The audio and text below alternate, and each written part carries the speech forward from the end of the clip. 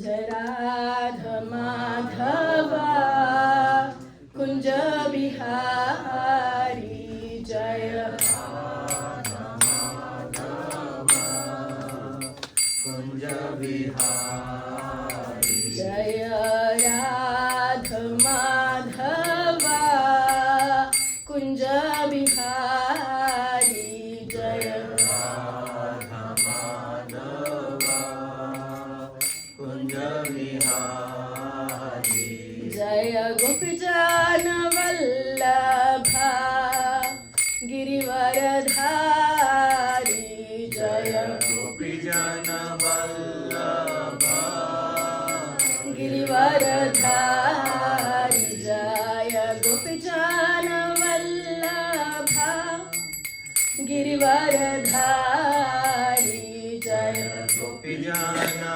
Vallabha Girivaradhari Yashodanandana Vrajajana Ranjana Yashodanandana Vrajajana Ranjana Yashodanandana Vrajajana Ranjana Yashodanandana Vrajajana Ranjana Yashodanandana Vrajajana Ranjana Yashodanandana Vrajajana Ranjana Yashodanandana Vrajajana Ranjana Yashodanandana Vrajajana Ranjana Yamuna Tira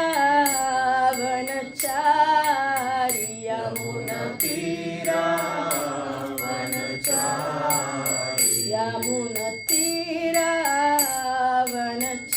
Vanachari Yamuna Tira Vanachari Jaya Radha Madhava Kunja Bihari Jaya Radha Madhava Kunja Bihari Jaya Radha Madhava Kunja Bihari Jaya Radha Madhava Kunja Bihari Jaya Shri Krishna Chaitanya Prabhu Nityananda Shri Advaita Gadadhar Shrivasadi Gaura Bhakta Vrinda Jaya Shri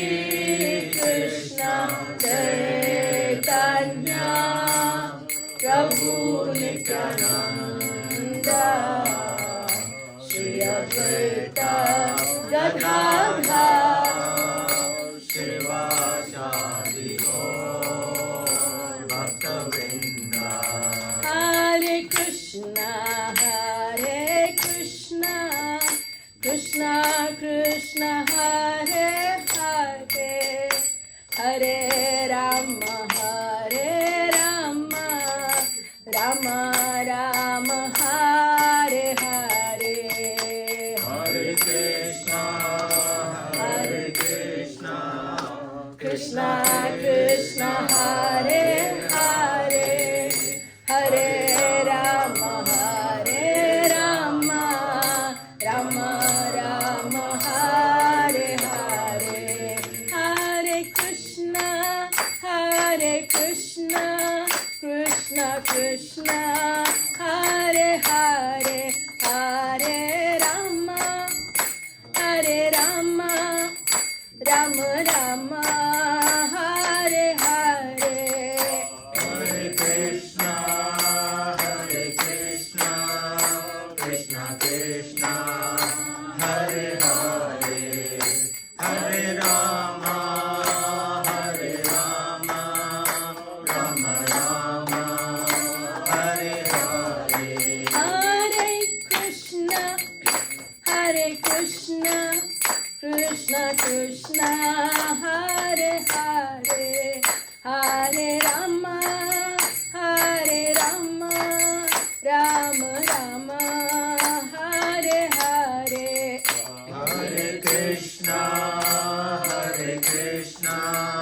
Krishna Krishna, Hare Hare, Hare Rama, Rama Rama, Hare Hare. Radha Madhav, Radha Madhav, Radha Madhav, Jaya Radha Madhav, Jaya Radha Madhav, Radha Madhav, Jaya Radha Madhav, Jaya Prabhupada, Jaya Prabhupada, Jaya Prabhupada, Srila Prabhupada, Jaya Prabhupada, Jaya Prabhupada, Jaya Prabhupada, Srila Prabhupada.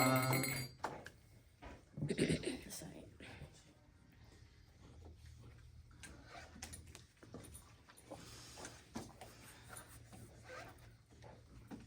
Prabhu, can you pass me this Achman pot, the brass one? Yeah.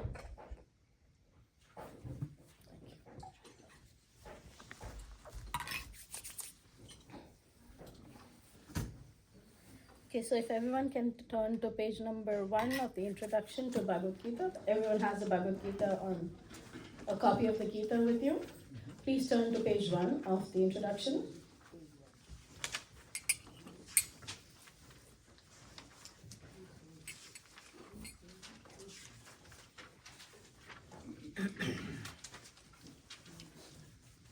Okay, we'll all chant the invocation prayers together. We will chant the translation after the first text and then after the Vaishnava pranams. Om Jnanatimirandasya Jnananjanashalakaya Chakshurunmilitam Yena Tasmai Shri Gurave Namaha. I was born in the darkest ignorance, and my spiritual master opened my eyes with the torch of knowledge. I offer my respectful obeisances unto him. Shri Chaitanya Mano Bhrishtam Stapitam Yena Bhutale Swayam Rupa Kadamahyam Dadati Swapadantikam Vandeham Shri Guru Shri Yuta Padakamalam Shri Guru Vaishnavam Shri Rupam Sagrajatam Sahagana Raghunathanvitam Tamsa Jivam Sadvaitam Swavadutam Parijana Sahitam Krishna Chaitanya Devam Shri Radha Krishna Padan Sahagana Lalita Shri Vishakhanvitam Shra. He Krishna Karuna Sindhu Dinabandhu Jagatpate Gopesha Gopika Kanta Radha Kanta Namostute Tapta Kanchana Gaurangi Radhe Vrindavaneshwari Rishabhanu Sute Devi Pranamami Hari Vancha Kalpatarubhyascha Kripa Sindhubhya eva cha Patitanam Pavanebhyo Vaishnavebhyo Namo Namaha. I offer my respectful obeisances unto the assembled Vaishnava devotees of the Lord. They are like desire trees and can fulfill the desires of everyone, and they are full of compassion for fallen conditioned souls. Namam Vishnu Padaya Krishna Preshthaya Bhutale Srimate Bhakti Vedanta Swamini Niti Namini Namaste Saraswate Deve Gauravani Pracharine Nirvishesha Shunyavadi Paschatya Deshatarine Jaya Shri Krishna Chaitanya Prabhu Nityananda Shri Advaita Gadadhara Srivasadi Gaur Bhakta Vrinda. Hare Krishna Krishna Krishna Hare Hare, Hare Rama Rama Rama Hare Hare. Hare Krishna Krishna Krishna Hare Hare, Hare Rama Rama Rama Hare Hare. Hare Krishna Krishna Krishna Hare Hare, Hare Rama Rama Rama Hare Hare. So we're going to begin studying the text. Number 20. Thank you.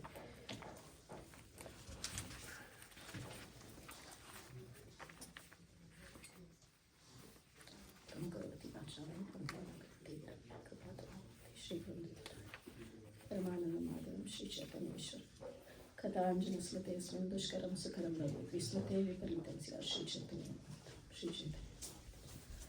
Okay, before we begin, let's chant the Om Namo Bhagavate Vasudevaya prayers together. Om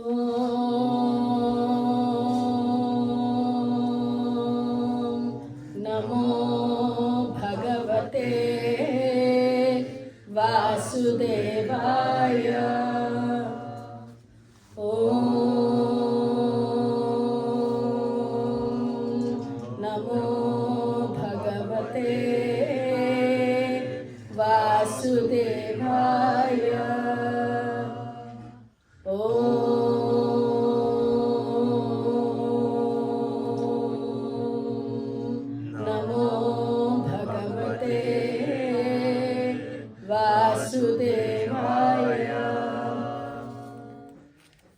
Today's text is text 20.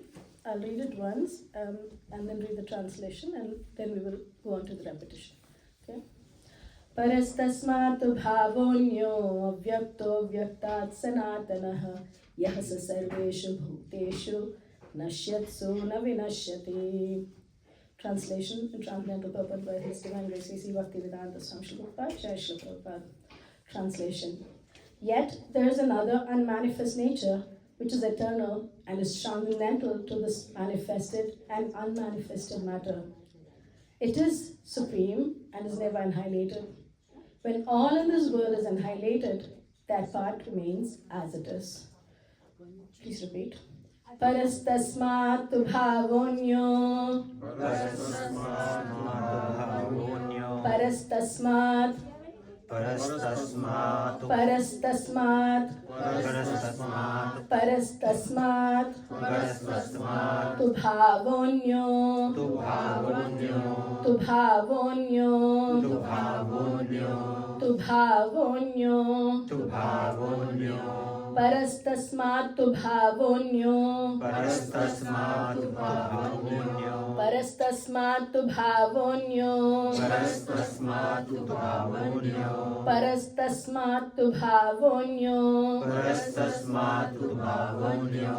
Avyakto vyaktat. Avyakto vyaktat. Sanatanaha. Sanatanaha. Avyakto vyaktat. Avyakto vyaktat. Sanatanaha. Sanatanaha. Avyakto vyaktat. Avyakto vyaktat. Sanatanaha. Sanatanaha. Parastasmatu bhavonyo vyakto vyaktat sanatanaha. Parastasmatu bhavonyo vyakto vyaktat sanatanaha. So the apostrophe before V is generally silent. So when we read in the beginning, when you connecting avyakto and vyaktat, right? So the first word you can say avyakto, and then the next one you can just combine it with the first one. So essentially both mean unmanifest, but one is avyakta unmanifest, the other one is to be unmanifested. Okay, please excuse me, I have a slight throat itch. Okay. Avyakto. Avyakto. Avyaktat. Avyaktat. Sanatanaha. Sanatanaha. Avyakto vyaktat. Avyakto vyaktat. Sanatanaha. Sanatanaha. Okay. So parastasmatu bhavonyo. Parastasmatu bhavonyo.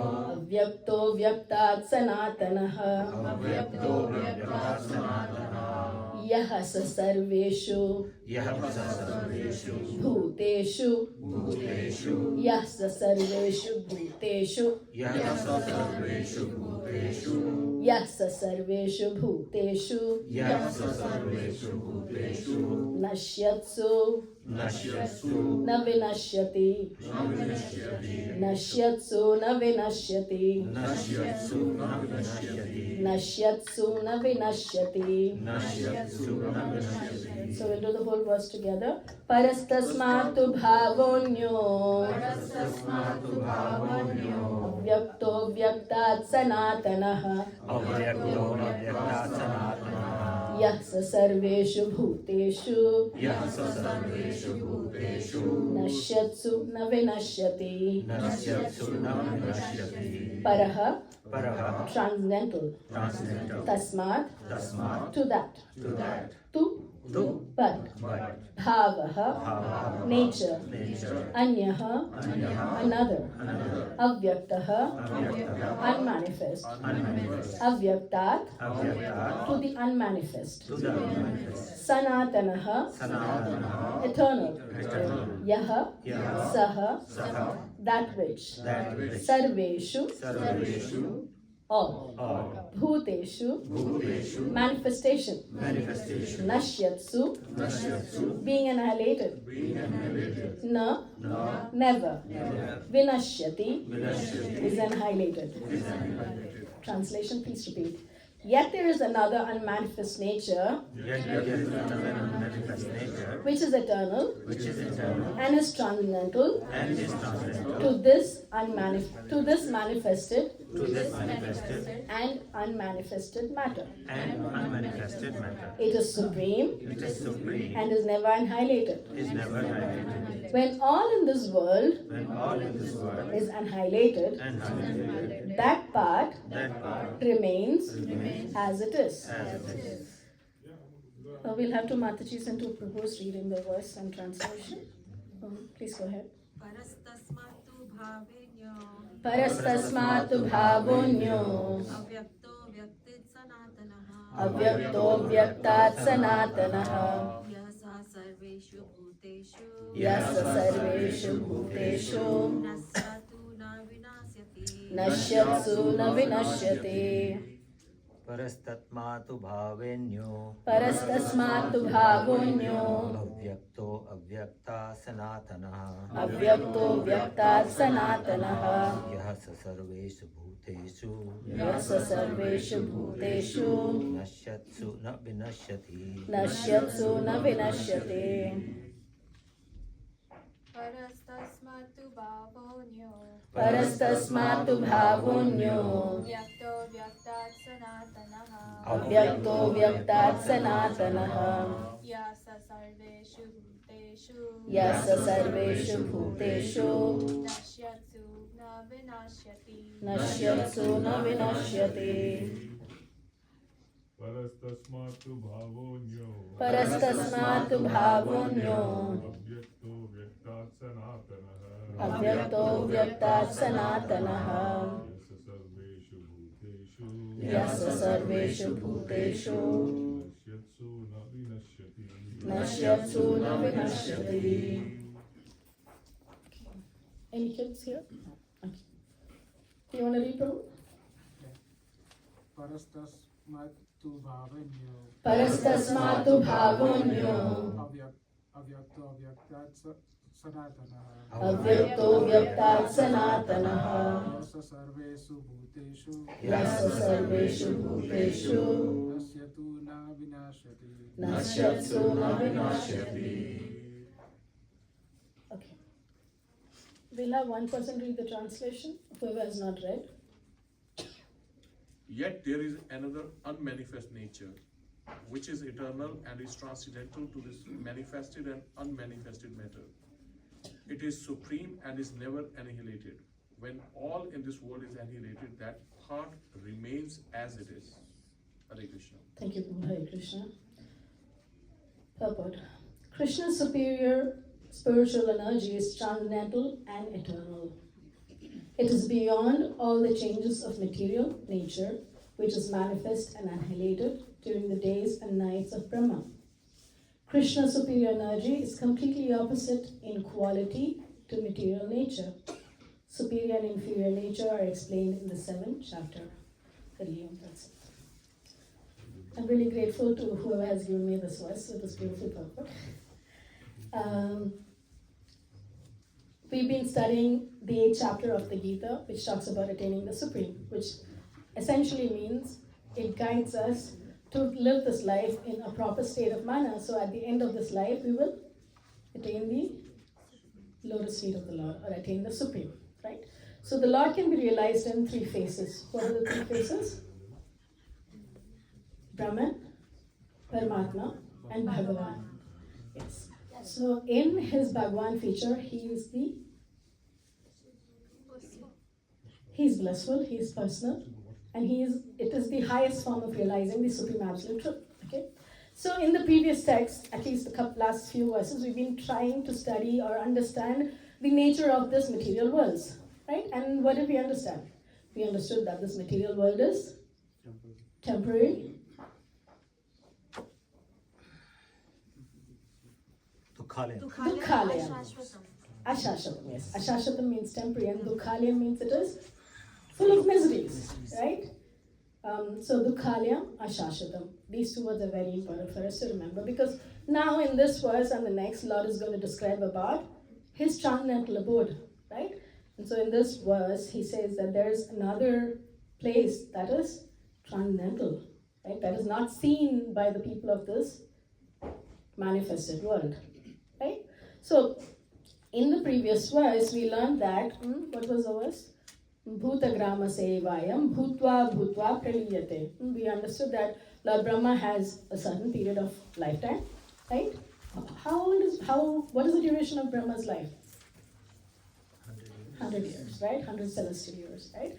And in that duration, during one day of Brahma, everything is created.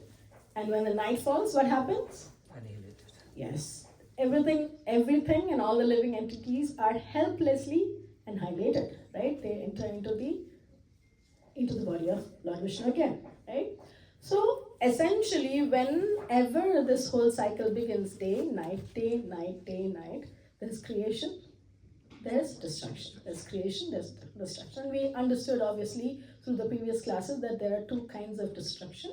But in both the destruction, what happens is essentially those jivas who have not realized or who have not attained the ultimate level of self-realization, they just enter back into the body of Vishnu. They do not attain the supreme abode, right? Which essentially means that they will keep going on in the cycle of repeated birth, death, old age and disease. Birth, death, old age and disease, right? Do we get this? Yes, nice. So it's just like how every night we go to sleep, in the morning we get up and go through the whole rut, right? This is the material world and this is the material life that we lead, right? So whenever Brahma's day comes about, what happens is the living entities are given different bodies depending on their desires to enjoy this material world with this senses that they're being provided, right? If you're a dog, we go about enjoying our day in the body of a dog. If you're a cat, we go about enjoying our day in the form of a cat. And if you're a human being, we go about enjoying our life in this human form of body, right? But it is an endless state of misery, right? So Prahlad Maharaj, as we know, do we know who Prahlad Maharaj is? Everyone knows Prahlad Maharaj? Anyone who doesn't know Prahlad Maharaj? Okay, that's nice. So Prahlad Maharaj, in the 7th canto of Srimad Bhagavatam, he said that the such kind of life is punascharvita charvananam, right?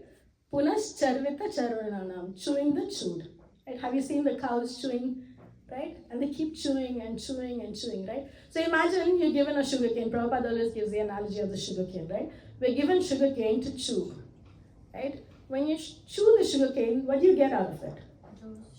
Juice, some nectarian juice, right? And when you get that, or when you suck that out of the sugar cane, what do you do with the remaining sugar cane that you've chewed? You spit it out, right? You throw the remnants out. And then you take another piece of sugar cane and then you're chewing it again, right? You do not keep chewing what you already chewed, because what will happen if you keep chewing what is already chewed, you may end up with a toothache, or your tongue might get hurt. You might feel miserable, right? right? You will feel miserable, definitely. If you keep chewing that which does not have any rasa, that which does not have any nectar, that which does not have any juice, right? So this material life is similar to that, right?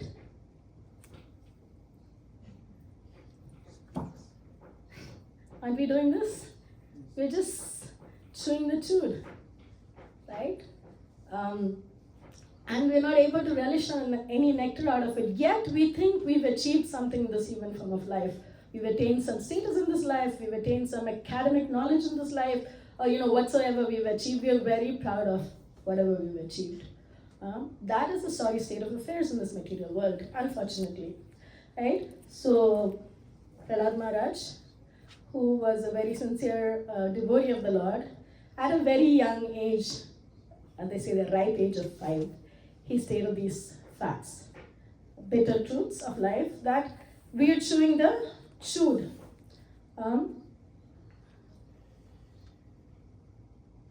So we are chewing the chewed. But how? Because we're in this material world and because we've been forced into enter these different bodies, right? So imagine we get the form of a dog. What happens is we are thankful to people who've given us the food. We wag our. How does a dog thank you? By wagging the tail, right? And imagine if there's a street dog and there's somebody who's encroached its food. What does a dog do? Bark, right? And then try to safeguard its food. But what if the person who's come to attack the food is stronger than the dog that is, that is trying to safeguard the food? What does the dog do? Get bitten. Bhagam bhag, it just runs away. And what happens to the tail of the dog? Is it straight and up, fighting? No. Between the legs. Between the legs, and it runs away because it's scared. It does not know where it is even going. It just runs helter-skelter, right? I'm trying to draw trying to draw a parallel to our own lives. And whoever gets it, intelligent. If you don't get it, then we have a long way to go, right? So that is in the form of a dog. When we are given the form of a dog, this is what we do. But we know that as Brahma's day comes and goes about, we get different bodies, right? And we may get a cat body or we may get a human form of body, and in that human form body also, we think that, oh, I'm this person's son or daughter, I'm this person's husband or wife, and this person's friend, and we go about in this worldly relationship, which is temporary, full of faults, miserable again, right? We learn because that's the nature of this world, right? It's only because we are oblivious to what is not known to us. We don't know about the spiritual world. We don't know about our actual existence, right? So in this text, Krishna is telling, what does Krishna say? He says, yet there is another unmanifest nature which is eternal and transcendental to the manifested and unmanifested matter.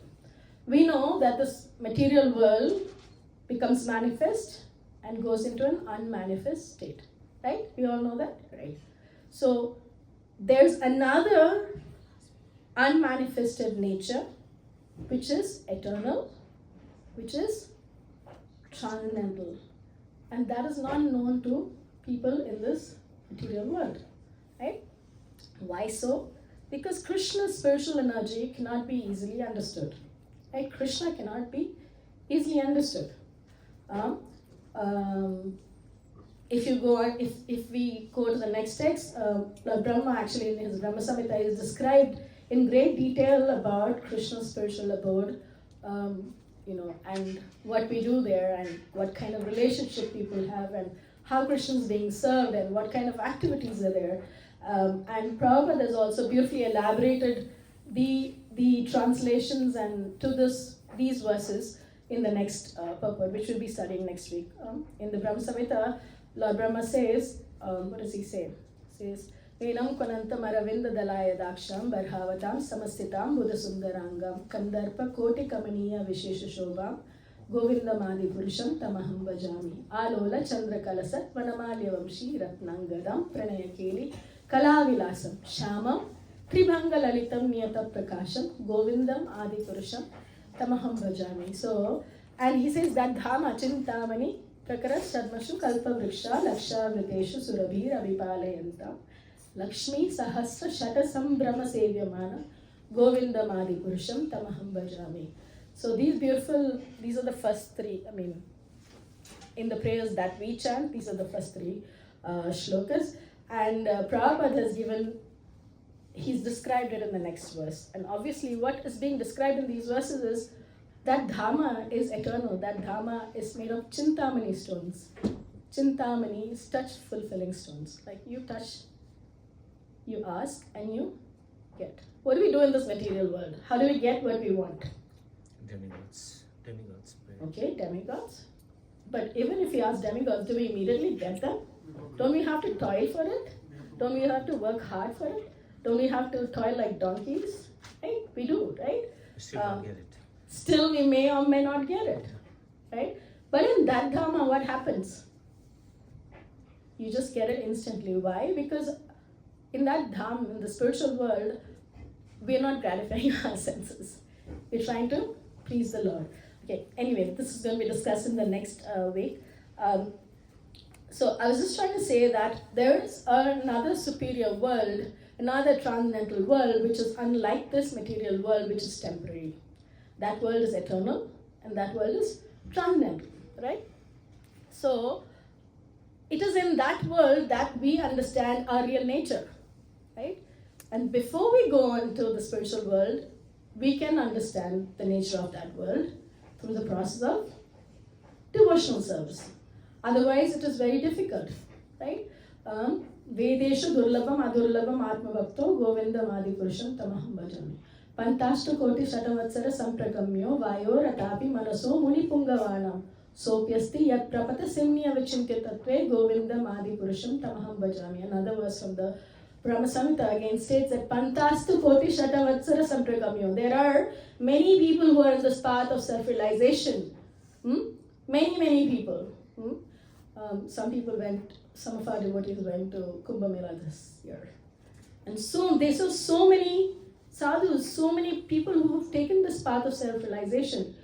Self-realization and attaining sannyas and all this is not just only in the bhakti path, right? You have different paths, and all these people are trying to attain the absolute truth, to understand the absolute truth, right? But that is only possible, or it's only, achievable through the bhakti path. That's what we've understood by study of the Shastras, right? But nevertheless, they're also in the path of self-realization.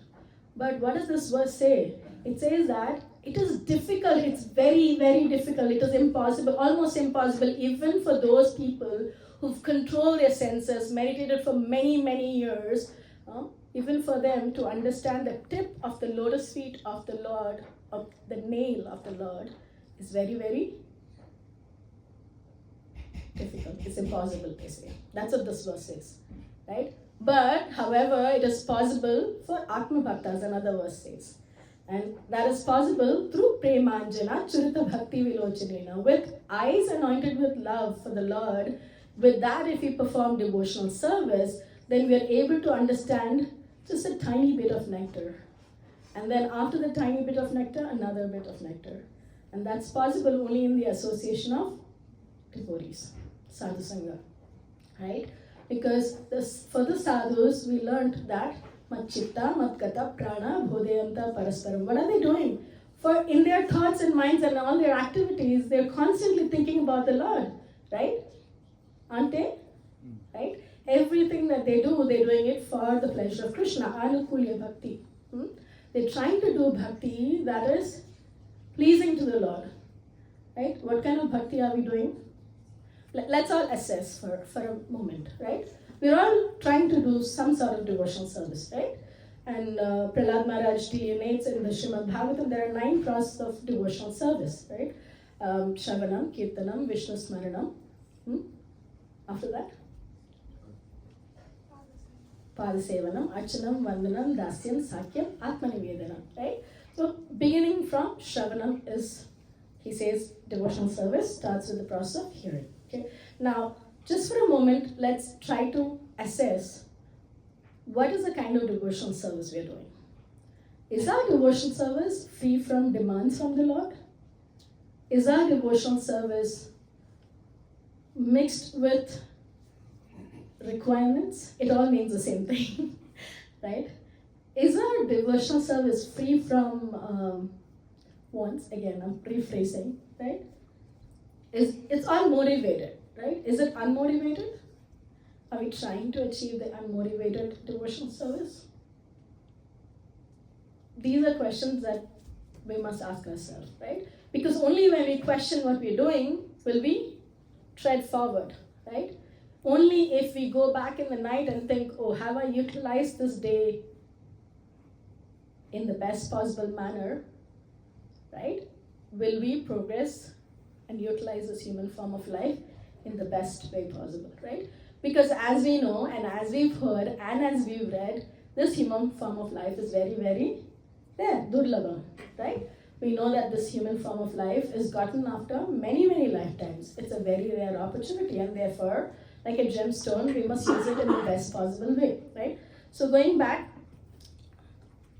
to the text, Krishna's superior spiritual energy is transcendental and eternal, right? So this Dhamma in which the Lord resides, the Goloka Vrindavan, is part of the Vaikuntha Lokas, is the topmost, right? It is Param Dhamma. Krishna says, in that when you go to that Dhamma, you never come back.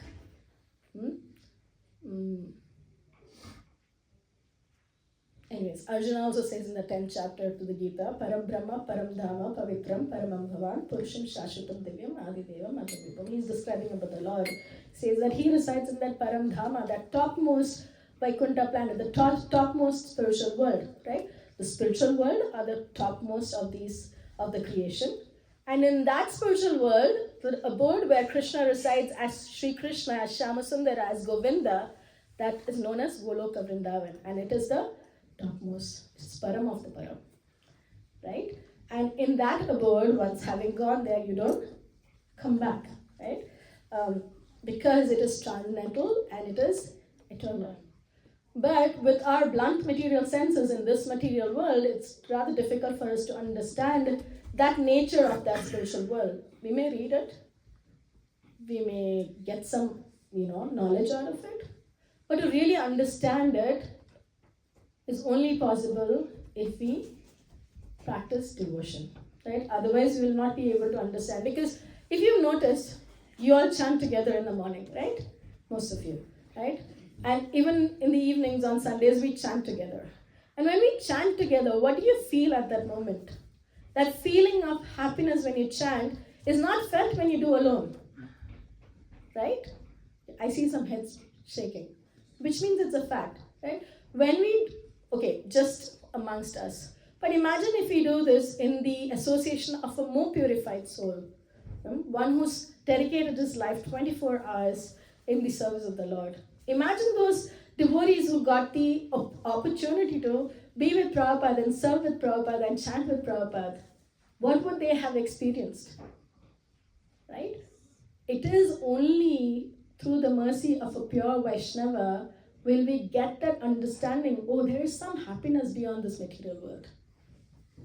Oh, there's some bliss when we serve Krishna. Oh, there's actually some difference from how I'm living and how I could live, right? This we get only in the association of a pure devotee of the Lord. And that's why Prabhupada has emphasized, or he's actually asked us to read his books every day, be in his association every day. It's not because he's proud he's written these books. He's being merciful to us and asking us to take his company. He's granting us his company through this literatures that he's so wonderfully written purports to, right? And in our movement, books are the basis. And when Prabhupada set up this movement, and he even told one of his disciples, who was it, Yamuna Mataji, we were reading Srila Prabhupada's Leelamrita the other day, and he said, Prabhupada said that, he was leaving that place and he was going to San Francisco, and before that he said, Yamuna, it's enough if you follow my instructions and if you study books that we've published. It's enough for you to go back home, back to Godhead. follow my instructions and read the books that we've published. This is what Prabhupada told Yamuna Mataji, right? So simply by following the instructions of Prabhupada, the Acharyas, and studying the literature, we will be able to understand what our real home is like, right? What that eternal home is like, right? And then in the purport, Prabhupada says here that it is beyond all changes and material of the material nature, which is manifest and annihilated during the days and nights of Brahma. So in the second line to the purport, Prabhupada says that eternal abode is beyond the changes. This material world keeps going through changes, right? When we are born, what happens to our life? When we are born, what happens after that? We grow, we stay, we reproduce, we dwindle, and then we die. This is the stage that we go through, right? And so in these stages, we notice what is happening? Change is happening, right? And we know for a fact, change is inevitable, they say. But Prabhupada is saying in the purport that the eternal abode, such change doesn't happen. That temporary changes that we go through does not happen, right? It's beyond all changes, right? What is beyond all changes? No change. Nice, no change. But what is beyond all changes? In which place there is no change to this body that we have? In the spiritual world, right? That's what you're getting at, because that's what this verse, is about, right? In the spiritual world, there is no such change. We do not go through the process of annihilation. We are eternal. That is our eternal nature, right? To be Nitya. What's that verse that says that we are eternal servants of the Lord?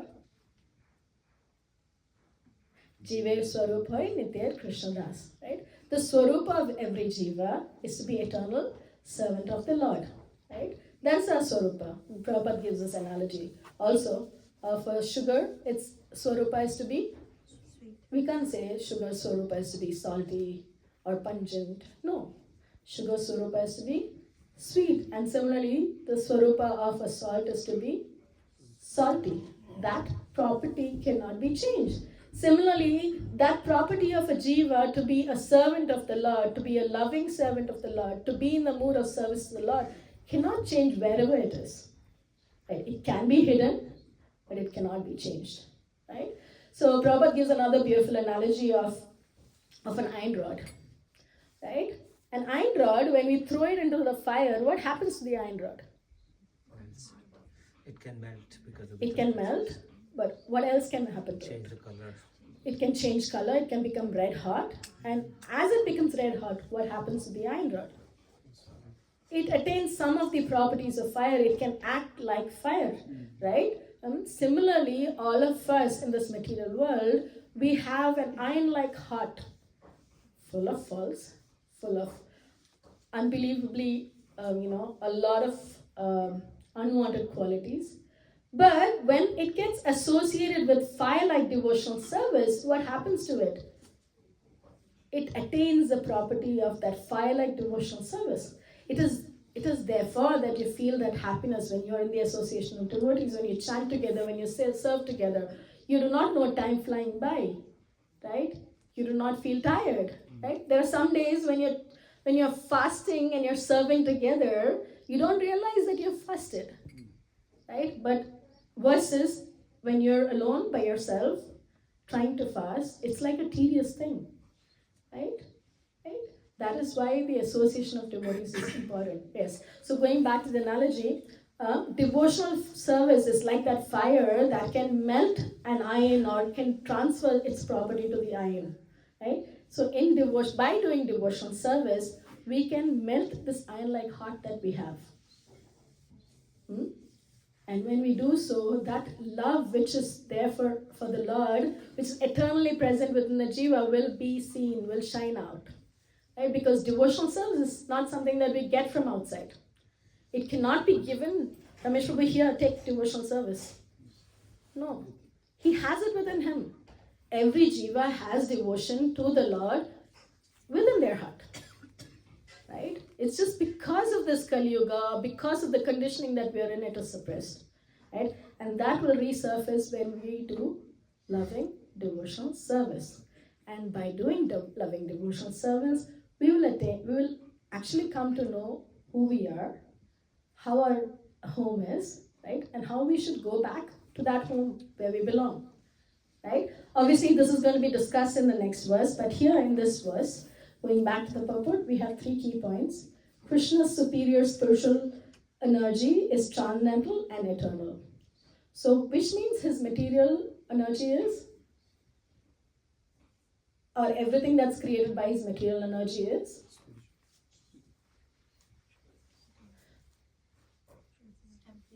is temporary and is controlled by the 3 modes of material nature. It is not transcendental, right? And in the second line, Prabhupada says that it is beyond all changes of material nature, which is manifest and annihilated. So the eternal world, the spiritual world, is eternal. It does not go through the changes that the material world goes through. So when we are back there in the spiritual world, we will not have to take different bodies which we don't want, right? If you notice, when Brahma's day comes, we all get different bodies, right? And then we go into an unmanifest state, back into the body of Garbhodakshaya Vishnu, right? And again, when Brahma comes out of the navel of Garbhodakshaya Vishnu, and he starts creation, we again get our different bodies, depending on our desires or thoughts, right? Depending on that we get. But when we are in the eternal spiritual world, we do not get such new bodies. Okay, so this is something that we must remember. And then Prabhupada says, Krishna's superior energy is completely opposite in quality to the material nature. The superior energy of the Lord is completely opposite in nature. It's very straightforward, right? I mean, should we have a question already? Okay. And we did study about the superior and inferior nature in the 7th chapter. Does anyone remember? Bye, Mataji. She knew that I was going to ask this question. Does anyone remember? Okay, let's turn the pages of the Gita to 7.5, I6. Bhumirapo nalo vayu khammano bhuttirevacha.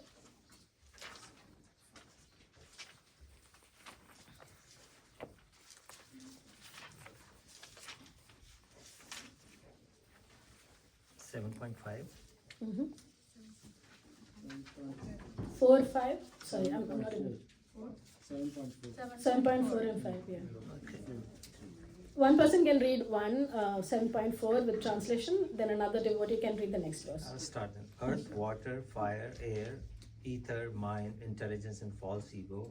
All together, these 8 constitute my separated material energies. Next devotee. Besides these, O mighty armed Arjuna, there is another superior energy of mind, which comprises the living entities who are exploiting the resources of material inferior nature. Okay, so what is Krishna's superior energy?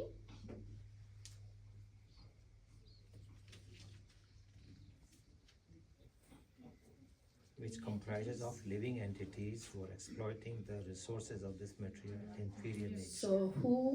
So the living entities form part of Krishna's superior energy. And what forms part of Krishna's inferior energy?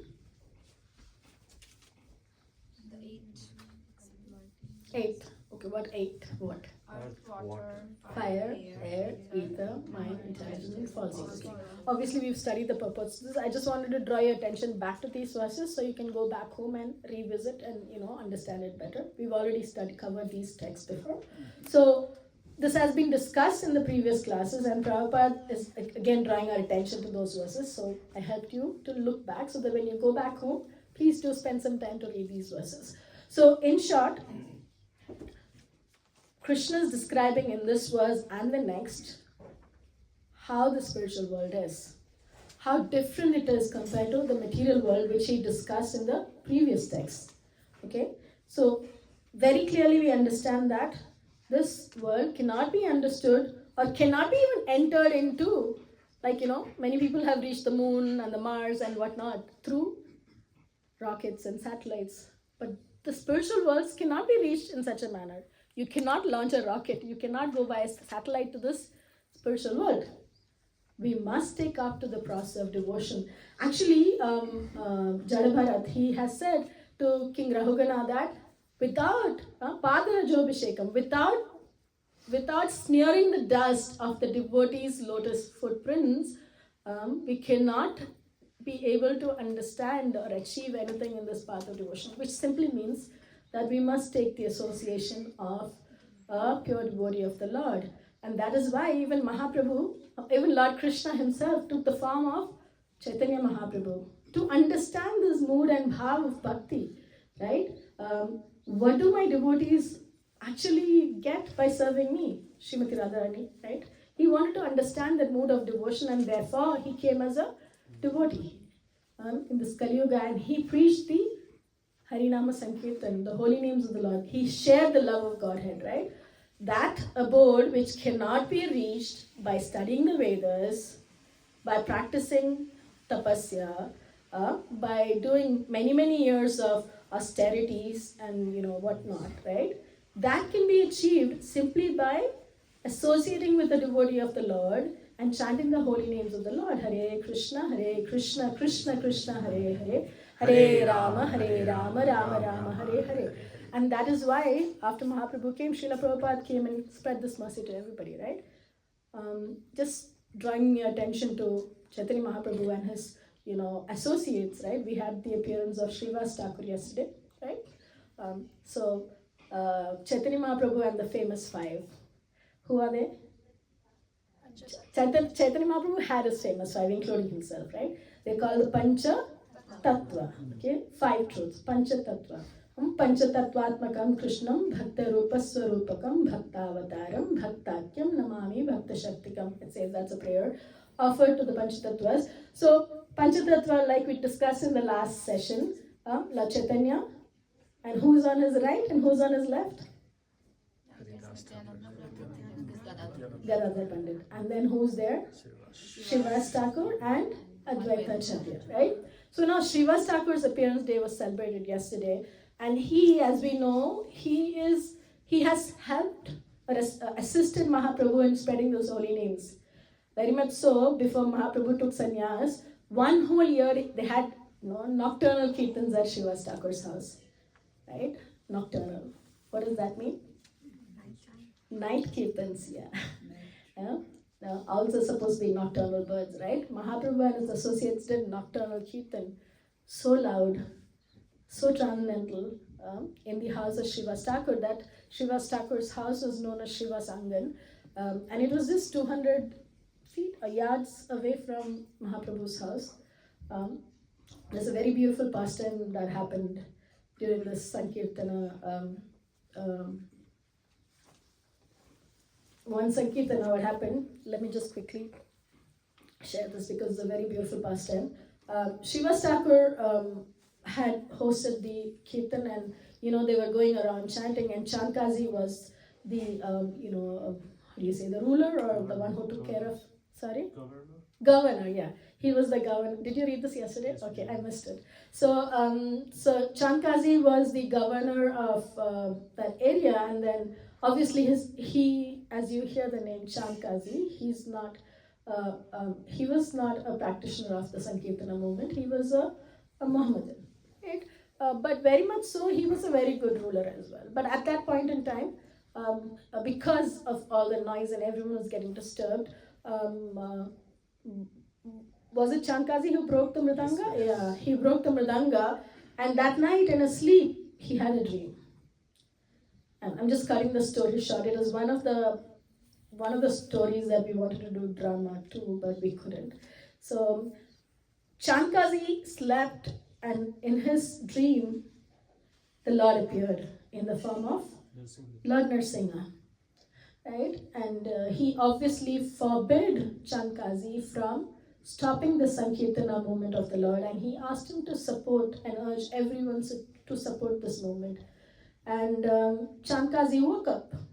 And obviously there were marks of nail on Chamkazi's body as well. But his attendants, his other people also gave some sort of similar news of, having dreams, of having come across such incidents. And so Chamkazi, actually he was very dear to Mahaprabhu because Mahaprabhu and his grandfather were, Chamkazi and Mahaprabhu's grandfather were close. And so he explained the situation to Mahaprabhu, and then he gave Mahaprabhu the permission to propagate the holy names of the Lord without any trouble. So, just going back to Srivas Thakur, he was instrumental in spreading the holy names of the Lord. He is one of the Panchatattva, and he is considered, or he is actually supposed to be a Jiva Tattva. Like all of us are Jivas, we are all living entities. Srimati Radharani is his internal potency, right? But Srivas Thakur, who's an incarnation of Narad Muni, he is like all of us, a devotee, a bhakta avatar, right?